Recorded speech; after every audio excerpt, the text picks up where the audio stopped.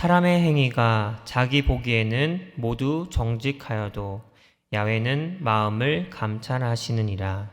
공의와 정의를 행하는 것은 제사를 드리는 것보다 야훼께서 기쁘시게 여기느니라. 아멘. 할렐루야. 오늘 새벽 예배에 나오신 성도님들 가운데 하나님께서 함께 하시길 간절히 소망합니다. 오늘 야훼께서 기뻐하시는 것이라는 제목으로 말씀을 전하려고 합니다. 여러분, 하나님께서 기뻐하시는 것이 과연 무엇일까요? 우리가 생각을 해보면 그 하나님께서 기뻐하시는 것 여러 가지가 나옵니다. 예를 들면 우리가 하나님을 알고 회개하는 모습, 그리고 우리가 하나님을 나의 창조주이시며 나를 인도하시며 또 나를 사랑해 주시는 분인 것을 내가 믿는 것이 그러합니다. 또 그러한 하나님과 동행하는 삶의 모습을 갖추는 것, 그리고 그 하나님과 예수 그리스도, 즉 복음을 다른 모르는 사람에게 전하는 것 등 여러 가지가 하나님을 기쁘게 하는 것이라고 할 수 있습니다. 그런데 오늘 본문 말씀 중에 3절을 보면 하나님을 기쁘시게 하는 또 하나의 방법을 이야기하고 있습니다. 그 3절을 제가 대표로 다시 한번 읽어보도록 하겠습니다. 공의와 정의를 행하는 것은 제사 드리는 것보다 야훼께서 기쁘게 여기시느니라. 아멘. 말씀에서 보듯이 하나님께서는 우리가 하나님 앞에서 제사, 즉 예배를 드리는 것을 좋아하시고 기뻐하신다고 나와 있습니다. 그런데 우리가 평소에 그 삶의 모습에서 공의롭지 못하거나 정의롭지 못한 모습으로 살아가고 하나님을 멀리 떠나 있는 듯한 그런 모습으로 살아가면서 예배를 드릴 때, 우리가 공예배에 참석을 할 때, 그럴 때, 구역예배에 참석할 때, 그러할 때 하나님 앞에 나아가 경건의 모양으로 예배를 드리는 것을 기뻐하지 않으신다고 말씀에서 이야기하고 계십니다. 오히려 우리가 삶의 모습에서 공의롭고 정의롭게 살아가는 것을 하나님께서는 더 좋아하시며 기뻐하신다고 말씀하고 계십니다. 그만큼 하나님께서는 남들에게 보여지는 모습만 좋은 모습인 것보다 어느 상황이든 한결같이, 내가 내 삶에서 한결같이 하나님의 공의와 정의를 따르는 우리의 모습을 보고 그리고 또 그러한 우리의 모습으로 인해 기뻐하신다고 말씀하고 계십니다. 그렇게 우리는 하나님의 기쁨이 되기 위해 하나님의 공의와 그 정의를 잘 알아서 그 뜻대로 살아가야 할 것입니다. 그렇다면 하나님의 공의와 정의는 무엇일까요? 공의와 정의의 뜻은 같다고 할 수 있습니다. 그 뜻은 하나님의 완전하고 의로운 법을 기준으로 잘못된 것이나 잘된 것을 아무 거리낌 없이 판단하고 심판하는 행위를 말하며 동시에 하나님이 인간을 판단하시는 도덕적 기준을 말한다고 할 수 있습니다. 그래서 하나님의 공의와 정의를 따르며 하나님의 기쁨이 된다는 것은 선과 악의 기준이 되시는 그 하나님, 그리고 의로움과 사랑을 베푸신 그 하나님의 방법으로 살아간다라고 할 수 있습니다. 하나님의 방법으로 세상을 보며 그 방법대로 살아간다. 우리가 신앙생활을 하면서 자주 듣고 또 우리가 다짐하며 실천해야겠다고 생각하는 말입니다. 우리는 하나님을 믿기에 이 자리에 나와서 예배를 드립니다. 또는 우리가 공예배에 나와서 예배를 드립니다. 또 우리가 서로 같이 믿는 그 공동체에서 함께 모여서 우리가 예배를 드리고 있습니다. 또 하나님을 믿기로 결단한 이후부터 지금까지 성경 말씀을 알아가며 또 하나님이 말씀하시는 그 세상 가운데서 하나님의 자녀로 어떻게 우리가 살아가야 될지를 우리가 배우고 또 그 배운 것을 실행하면서 실천하면서 그렇게 우리가 삶을 살아오고 있습니다. 그리고 그러한 노력하는 모습을 통해서 하나님께서 기뻐하시기를 바라는 마음을 우리가 가지고 살아가고 있습니다. 그런데 참 안타까운 것은 시간이 지나면서 우리의 그 신앙생활 가운데 연차라는 것이 생깁니다.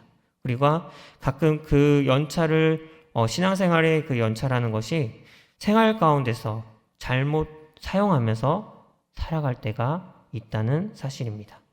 이것이 왜 안타까운지 좀 더 세부적으로 이야기를 해보자면, 우리가 처음 하나님을 만났을 때를 한번 우리가 기억을 해보면 좋을 것 같습니다.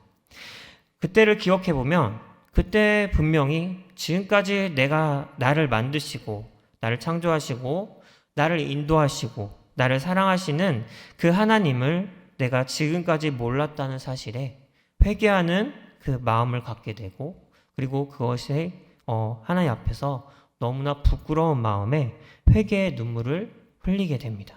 그리고 한편으로는 이제라도 내가 그것을, 하나님의 그 사랑을, 하나님의 그 나를 향하신 사랑과 그 하나님의 그 존재하심을 이제라도 깨달아 알게 하여 주심에 감사하는 마음이 넘쳐 흘러 주체할 수 없는 그 하나님의 은혜에 감동하면서 내가 눈물을 흘리기도 합니다. 그리고는 그때 우리는 이렇게 다짐을 합니다. 이전까지는 내가 주님을 모르고 살았지만 이제부터는 내가 주님을 온전히 믿고 그 뜻대로 살아가기를 원합니다 라고 내가 하나님께 기도하면서, 그리고 또 다짐하면서 하나님 앞에 나아가서 그 삶을 살아가려고 애쓰면서 그렇게 살아갑니다. 지금까지 내 마음대로 살던 내 습관, 또 내 뜻대로 살아가던 내 모습이 있기에 내가 그 다짐한 대로 하나님 앞에서 내가 온전하게 하나님 뜻대로 살아가겠습니다 라고 기도했던, 다짐했던 그 다짐대로 살아가기란 쉽지는 않습니다. 쉽진 않지만 그래도 그 가운데서 주시는 하나님의 은혜를 맛보며 그렇게 애쓰면서 그 가운데 쓰러질지라도 그 가운데 나를 붙잡아 주시고 나를 인도해 주시는 하나님의 은혜를 내가 맛보면서 내가 그 다짐대로 잘 되지 않더라도 우리가 애쓰면서 살아가고 있는 것이 현재 우리의 신앙생활의 모습입니다. 그런데 앞서 말한 것처럼 우리가 그러한 신앙생활을 하면서 하나님에 대해 알아가고 하나님에 대한 지식도 서서히 시간이 지나면서 쌓이고 또 그것에 감사하면서 열심히 봉사도 하면서 그렇게 시간이 흐르다 보면 가끔은 시간이 시간이 흐르면서 내가 가진 지식으로만 나에게 닥쳐온 그 상황을 판단하게 되고, 또 내가 가진 힘과 능력으로 나에게 닥친 그 상황들을 해결하려 들며 또 그렇게 살아가는 내 자신을 보게 될 때가 있습니다. 거기다 그러한 내 모습을, 내 연약한 모습을 하나님께 그대로 나아가기보다는 신앙생활의 그 연차가 주는 경건의 그 모양으로, 내가 지금까지 쌓아온 그 경건의 모양으로 사람들 앞에서 포장하고 그것대로 하나님 앞에 나아가서 예배를 드릴 때가 있습니다. 그것이 우리의 안타까운 모습이 아닐까 합니다. 왜 우리는 이러한 안타까운 모습을 하나님 앞에서 보일까요? 분명 우리가 하나님과의 그 첫 만남을 기억해보면 내가 이제까지는 하나님을 모르고 살았기에 그렇게 연약한 모습, 하나님을 잘 모르는 그 모습대로 살았지만 이제는 내가 하나님께서 주신 그 은혜에 감사하면서, 그리고 하나님께서 나를 인도하실 것을 내가 믿으면서 하나님 앞에 항상 꾸준하게 하나님을 붙잡으면서 나아가겠습니다라고 다짐을 했는데, 우리가 다짐한 대로 왜 그렇게 살아가지 못하고 그것이 쭉 이어가지 못하고 안타까운 모습으로 우리가 살아갈까요? 그것은 우리가 하나님의 공의와 정의를 알아가고 그에 따라 삶을 살아가는 것을 꾸준하게 내 삶 가운데 실천하면서 살지 못하기 때문입니다. 어린아이가 자라면서 삶을 살아가는 것을 배우며 그리고 그 배운 대로 살아가지만 그 어린아이가 시간이 지나 성인이 되고 또 시간이 흘러서 나이를 많이 먹게 되면 그 모든 것을 이제는 배우기보다는 스스로 해결해 나아가려고 합니다. 더 이상 배움이 나에게는 필요가 없고 내 삶은 내가 지금까지 쌓아온 지식과 내가 경험한 그 지식, 그리고 나에게 생긴 내 힘으로 살아갈 수 있다고 자부하면서 그렇게 살아갑니다. 이러한 모습은 우리가 하나님 앞에서도 마찬가지입니다. 우리가 하나님을 알고 오랜 시간 동안 하나님께 나아가고 하나님께 기도하면서 또 그것에 감사하며 봉사도 하고 하나님 말씀대로 살아왔기 때문에 내가 더 이상 하나님에 대해서 한순간 알아가지 않아도 된다고 여기고 또 나에게는 이미 하나님의 지식과 방법들이 쌓여 있기 때문에 내가 결정하고 행동하는 것은 하나님의 공의와 정의에서 벗어나지 않을 거라는 하나님을 멀리 떠나 있는 죄인의 모습으로 나도 모르게 또는 알면서도 모른 척 살아가고 있기 때문입니다. 그런 우리에게 하나님께서 오늘 이 잠언 말씀으로 이야기하고 계십니다. 너희가 내 앞에서 언제나 어린아이와 같아서 나를 항상 알아가며 항상 내게 배우라고 말씀하고 계십니다. 그리고 내게 배운 대로 그 너의 삶에서 내 공의와 정의를 행하고 그리고 내 사랑을 누리며 또 그 누린 만큼 그 사랑을 주변에 행하며 너의 삶을 통해서 나를 기쁘게 하라고 말씀하고 계십니다. 여러분, 여러분의 삶은 어떠하십니까? 지금도 여전히 공의와 정의의 근본 그 자체이신 하나님께 나아가며 기도하고 또 어떤 상황 가운데서도 그 삶 가운데서 하나님의 일하심을 기대하며 하나님을 기쁘게 하는 삶을 살아가고 계십니까? 혹시 그렇게 살지 못하고 있다 할지라도 그렇게 살기를 소망하고 계십니까? 그렇다면 하나님 앞에서 아직도 여전히 연약하고 끊임없이 배워나가야 하는 어린아이가 되시길 소망합니다.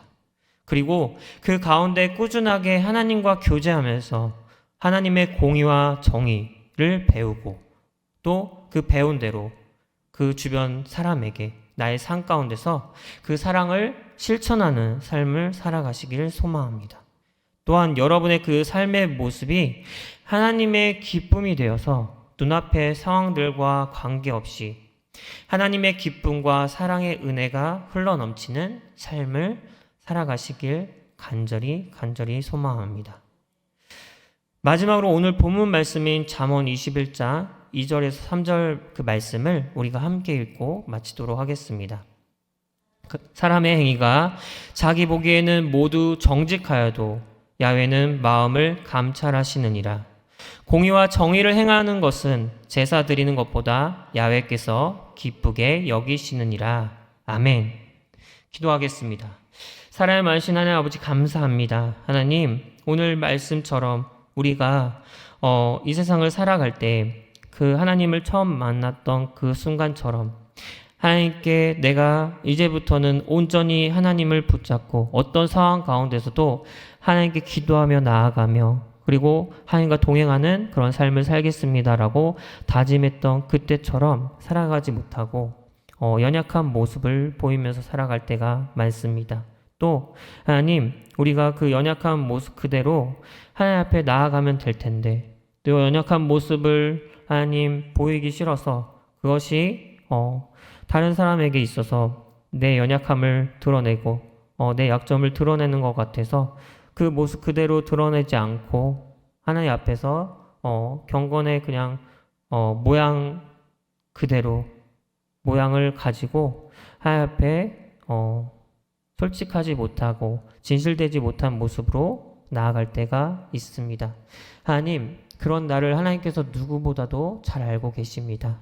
그런 하나님, 오늘 말씀을 통해서 말씀하신 것처럼 우리가 하나님의 공의와 정의를 계속해서 시간이 지나도 계속해서 그 삶 가운데서 계속해서 배우기를 원합니다. 그리고 하나님의 그 뜻대로 하나님의 그 방법대로 우리가 그 삶 가운데서 실천하면서 살아가기를 원합니다. 그리고 그 가운데서 하나님의 사랑을 누리기를 원하고 또 그 가운데서 하나님의 사랑을 주변 가운데 베풀기를 원합니다. 하나님, 그러한 하나님의 기쁨이 되는 삶을 살기를 원하오니 이 시간 가운데 하나님께서 함께 하셔서 나의 연약한 가운데 하나님의 은혜와 사랑으로 채워주시고 나의 삶을 하나님께서 늘 동행하시고 붙잡아 주사 나를 인도하여 주옵소서. 내가 그 삶 가운데서 온전히 하나님의 그 공의와 정의를 실천하면서 하나님의 사랑을 실천하면서 그 사랑을 누리면서 살아갈 수 있도록 나를 인도하여 주옵소서. 온전히 하나님께 기도하며 나아갑니다. 이 시간 가운데 함께하여 주옵소서. 그리고 그 기도 가운데, 그 간구 가운데 하나님 함께하여 주옵소서. 하나님, 우리의 삶이 아버지 하나님의 기쁨이 될 줄 믿으며 살아계신 예수님의 이름으로 기도드리옵나이다. 아멘.